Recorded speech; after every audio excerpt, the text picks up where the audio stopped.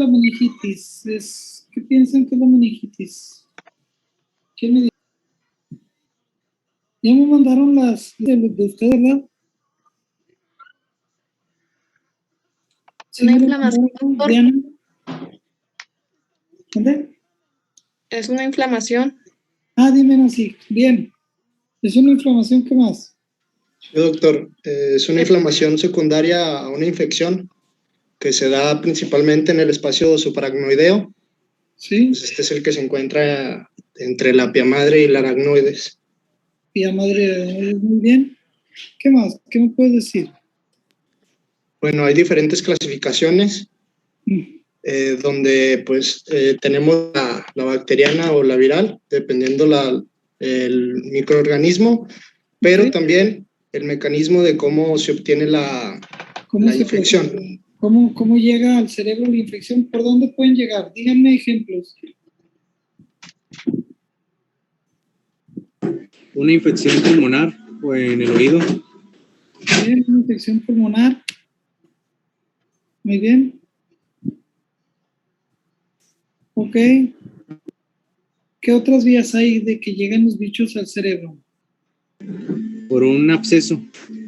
Un absceso. Bueno, está bien, más o menos, sí. ¿Dónde? Por un traumatismo. Traumatismo, excelente, muy bien. También podría ser por la alimentación, ¿no, doctor? ¿Por lo qué? Por una mala alimentación. Una mala alimentación. Por ejemplo, carne contaminada y que llegue una infección.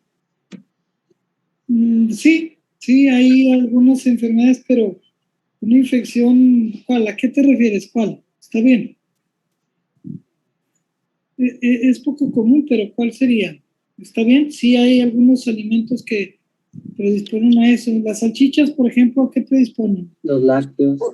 ¿Dónde? Pudiera ser neurocisticercosis. Una es la neurocisticercosis por comer vegetales sucios, ¿verdad? O comida no bien preparada. Cuando comes salchichas, ¿qué bicho puede llegar? ¿Qué bicho puede llegarte ahí? Por ejemplo, un hot dog en la calle.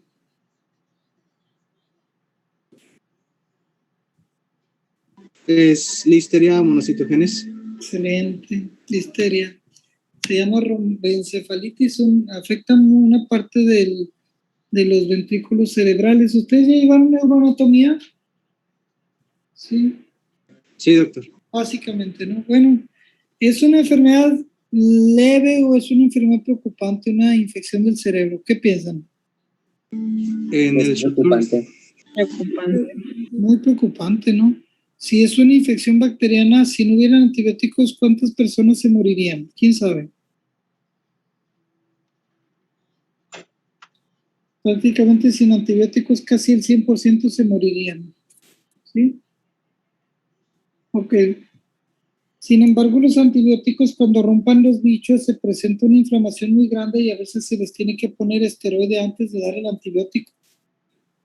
Sobre todo en las neumonías por estreptococo neumonía. ¿Sí? Entonces, hablando de los bichos más comunes bacterianos, ¿cuáles son? Dígame unos 2, 3 bichos que produzcan neumonía, que produzcan meningitis adquirida en la comunidad. ¿Quién me dice? ¿Listeria? ¿Eh? ¿La listeria? ¿La qué? ¿Listeria? Bien, sí, pero no es la más común. ¿Cuál otro? ¿Cuál sería el más común? El estreptococo. El estreptococo neumonía. Muy bien. Y la Haemophilus influenzae.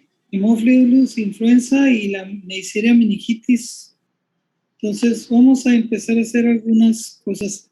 ¿Qué es la barrera hematoencefálica? ¿Quién me dice qué es la barrera? Pues es una barrera que no permite que entren, como quien dice, microorganismos al cerebro, ¿no? Excelente.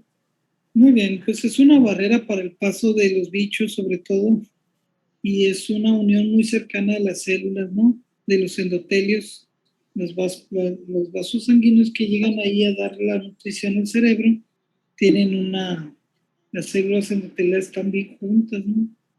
Ok, entonces, ¿Cuáles son las capas de las meninges? Eso es bien fácil. ¿Cuáles son? Las tres, díganme cuáles son. Dura madre, aracnoides Y pía madre. madre. Sí, Sí. muy bien, Carlos. ¿Está bien? La dura madre está en la parte dura, o sea, en el hueso, en el cráneo. La pía madre es la de pío, es paz, pía madre. Y la aracnoides tiene unas arañillas así, pero es una capa que está, pues dependiendo mucho de la parte externa, se agarra con unas trabeculitas así, ¿sí?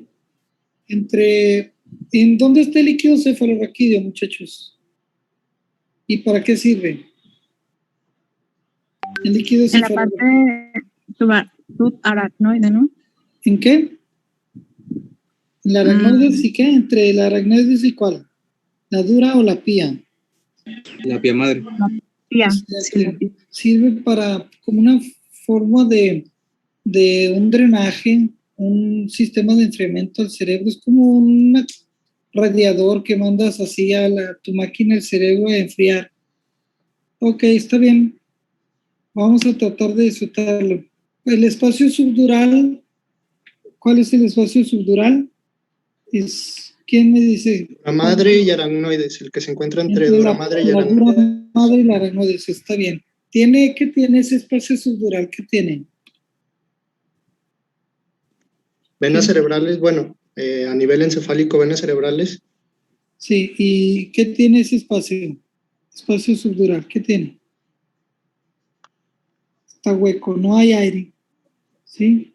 Eso es importante, no hay líquido, no hay aire, está en vacío. Ustedes ponen una gotita cuando hacen la punción, pasan la dura madre y se chupa la gotita, se va para adentro y luego ya saben que están en la espacio subdural y luego ya un poquito más van a penetrar a la aracnoides y la aracnoides se siente al pasar la aracnoides como que rompes una cebollita con una brocheta. ¿Quién ha hecho brochetas que pones así el alambrito y le metes la cebolla?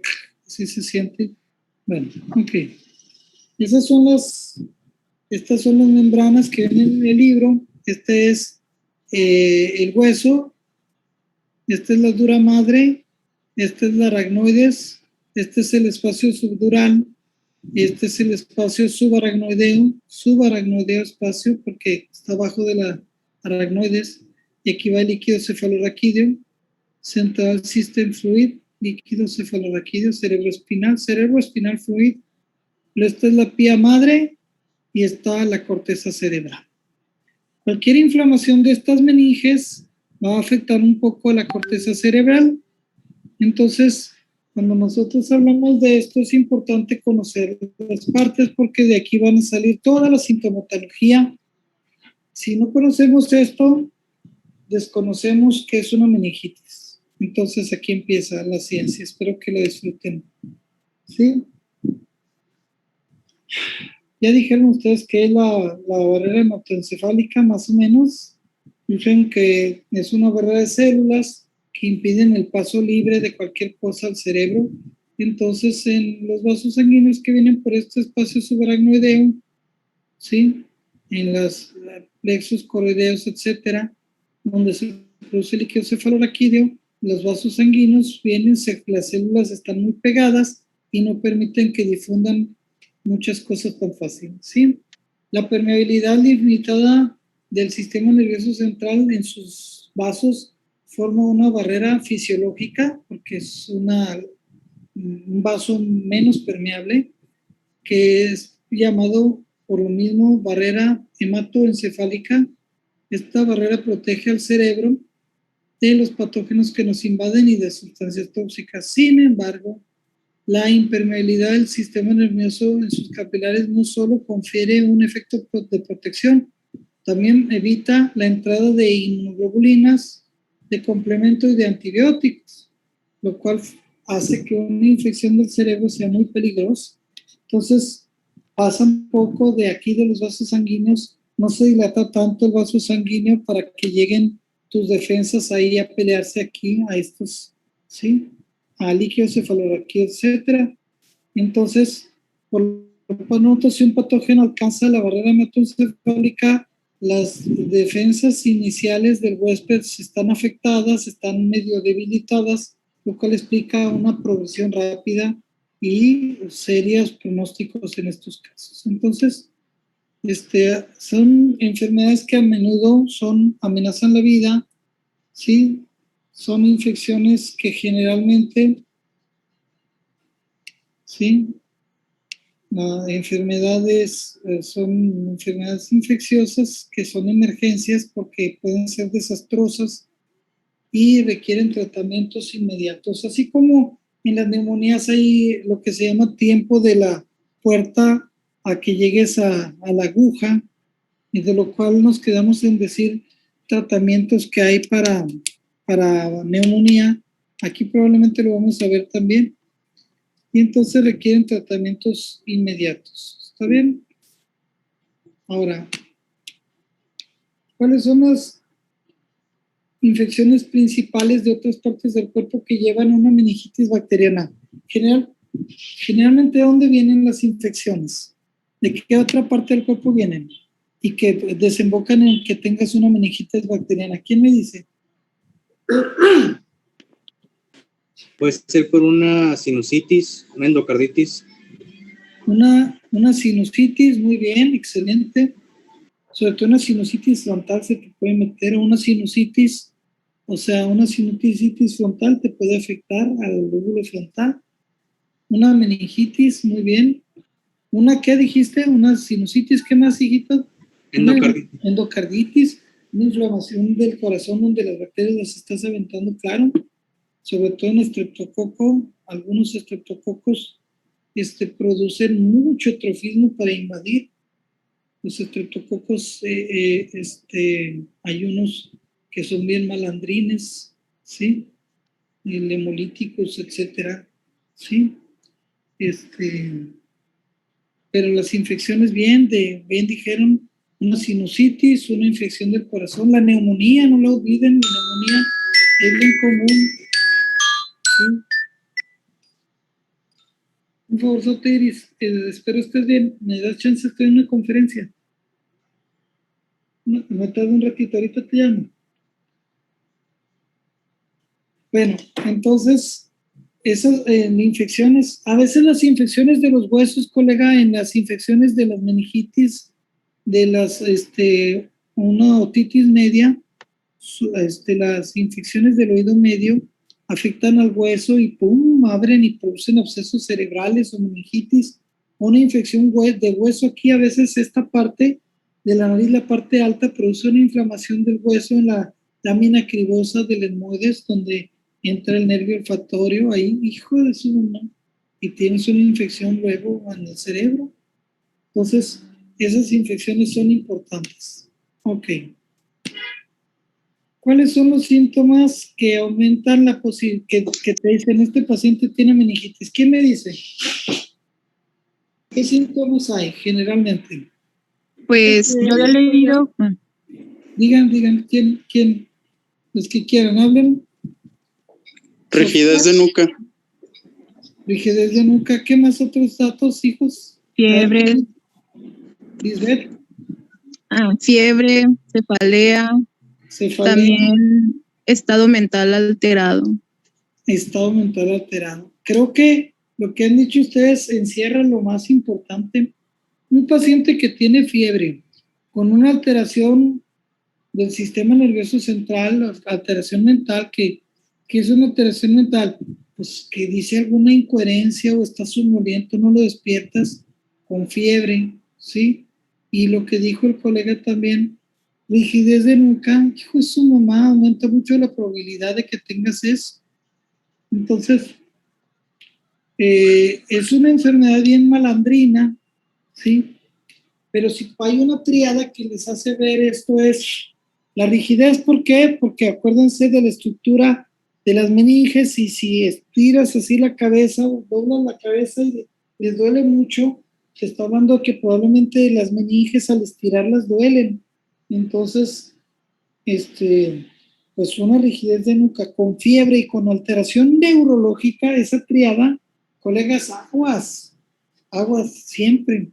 Y esos 3 datos son de los más importantes para que ustedes consideren que hay una infección del sistema nervioso central.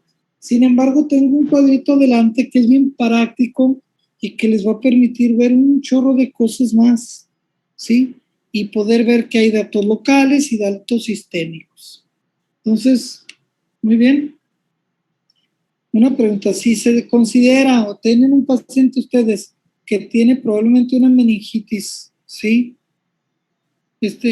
¿Cuáles son las pruebas que generalmente ustedes le harían?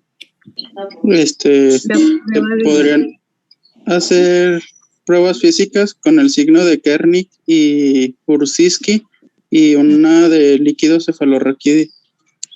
Muy bien, alguien que opine también diferente al coleguita, muy bien. Nomás agregando, pues también la escala de Glasgow. Muy bien, es una escala de Glasgow, perfecto. Las pruebas de rigidez, como dijo el doctor, ¿está bien? Una punción lumbar, dijo algo importante. ¿Les preocupa algo con lo de la punción lumbar? Te voy saliendo, ¿eh? ¿Les preocupa algo con relación a la punción lumbar, muchachos?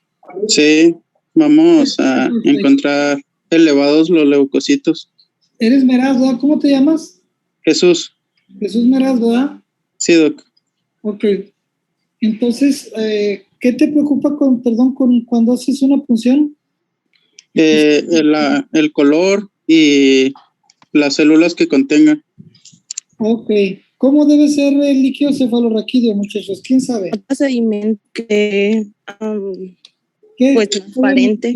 Dime, Michelle. Color agua de roca. Ok, Juanito, muy bien. Agua de roca. Juan Lerma, ¿verdad? Así es, doctor. Células, ¿cuántas deben tener células? Anótenlo. El agua es de roca. El agua debe ser así cristalina, hermoso, transparente. ¿Sí? ¿Qué más? ¿Cuántos leucocitos deben tener? Menos de 5 por milímetro cuadrado. Menos de 5. Hay gente que dice menos de 4. Si menos de 5 está bien. ¿Y qué tipo de células son? ¿Polimorfonucleares o mononucleares? ¿Quién sabe? Mononucleares. Ok. Son los que migraron, ¿cómo se llaman los monocitos que migran a un tejido? ¿Cómo se les llama? Macrófagos. ¿Macrófagos? Son monocitos. Macrófagos tisulares. Excelente. ¿Quién lo dijo? Yo, doctor. Felipe. ¿Cómo te llamas? Felipe. Felipe, muy bien, Felipe. Excelente. Entonces, los monocitos que van a los tejidos a defendernos se llaman macrófagos tisulares. Los que llegan, por ejemplo, al pulmón son macrófagos alveolares. Los monocitos que llegan ahí en el hígado, en el vaso, células de Kupffer, macrófagos pulmonares o alveolares, etc. Muy bien, son lo mismo.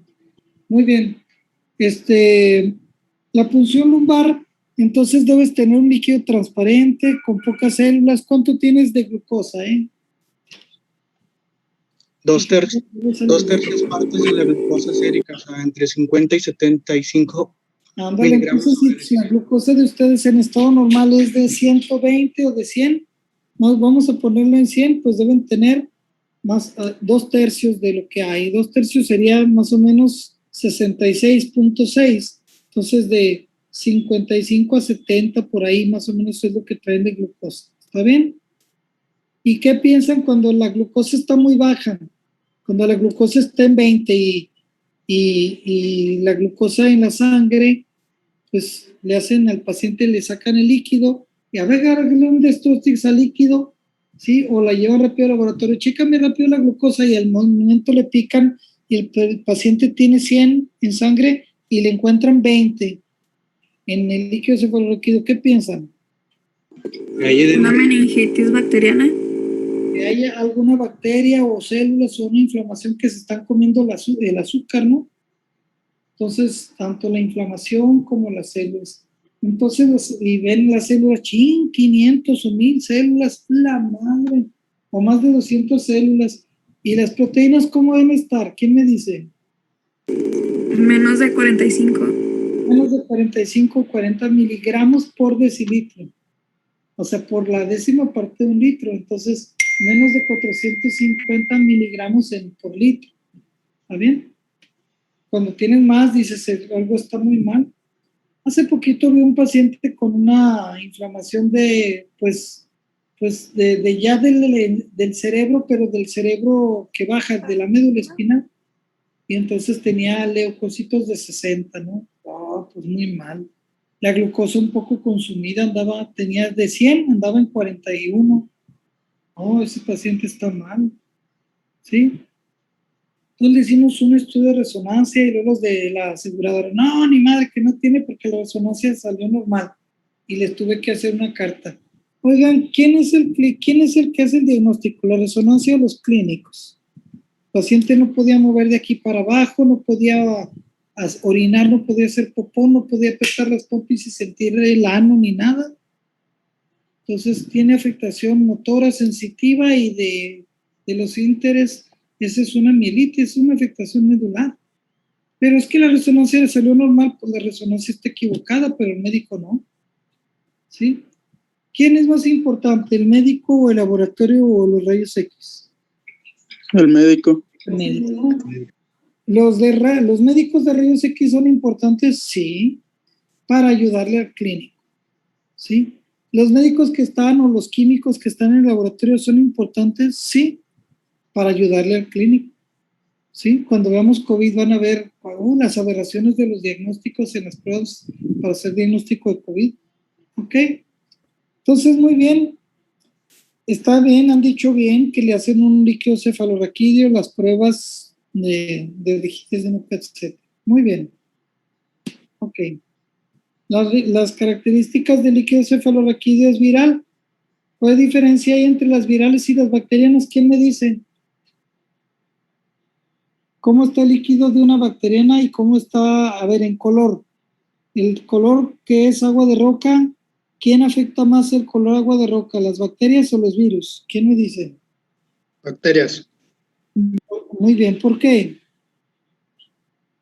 porque tienen cualquier infección bacteriana ¿Sí? suele ser más supurativa a nivel de pus. Excelente. Generalmente la mayoría de los bichos más importantes. Entonces, activas el complemento, aunque es difícil, aumenta la permeabilidad ahí y llegan tarde o temprano anticuerpos, y los anticuerpos son proteínas y suben las proteínas, y entonces empiezas a dejar de tener transparencia, empiezas a tener turbidez, ese turbio, todo. ¿Está bien? Y empiezas a ver el color ya no tan bonito, en transparencia. Células, ¿qué tipo de células hacen los pacientes con infecciones bacterianas? Por ejemplo, con neumones, ¿son polimorfonucleares o son mononucleares? Polimorfonucleares. Excelente, polimorfonucleares son los que llegan, acuérdense la respuesta para bacterias extracelulares por polimorfonucleares. ¿Sí? Si tuvieras virus, ¿qué células predominan? Linfocitos. Mononucleares. Mononucleares o linfocitos, excelente, han dicho muy bien, ¿eh? Está muy bien lo que están comentando. Y en relación a la glucosa que hay, que son generalmente pues 2/3 de la glucosa, o sea, ¿quiénes andan consumiendo la glucosa a 30, 20, 50, así? Si tuviéramos la glucosa en sangre en 100, ¿cuáles la bajan más frecuentemente, las bacterianas o las virales? Las bacterias. Las bacterias. Excelente, muy bien. Hay un exudado inflamatorio, las células también comen, los polimorfonucleares también comen, etc. Pero no quiere decir que también los virus, las infecciones virales, no, porque también aumentan las células linfocíticas y también los linfocitos requieren energía, a veces bajan también. La familia herpes, los virus de las paperas, también bajan la glucosa, pero la baja mucho más las infecciones por bacterias. Muy bien. Ok, ya casi vamos a dar las 4, vamos a ver. ¿Qué complicaciones se asocian con una meningitis bacteriana, muchachos? ¿Qué han visto? ¿Complicaciones? Convulsiones. Convulsiones, muy bien. Ok. Ceguera y sordera. Ceguera y sordera, muy bien dicho eso, excelente. Cuando se acumula líquido cefalorraquídeo, ¿cómo se le llama? Hidrocefalia. Hidrocefalia, Juan. Excelente, muy bien. Perfecto, hay un chorro de complicaciones. Los pacientes pueden morir sepsis, se mueren los pacientes. Ok, trombosis del seno venoso cavernoso. No, hombre, una locura, sí. En adición a la administración de antibióticos, ¿qué modalidad terapéutica puede mejorar el resto de todo lo que le va a ir a un paciente con meningitis? ¿Qué puedes decir? Le voy a dar antibiótico y dices, espérate, antes, ¿qué hago? ¿Qué le puedes meter antes del antibiótico? ¿Quién me dice?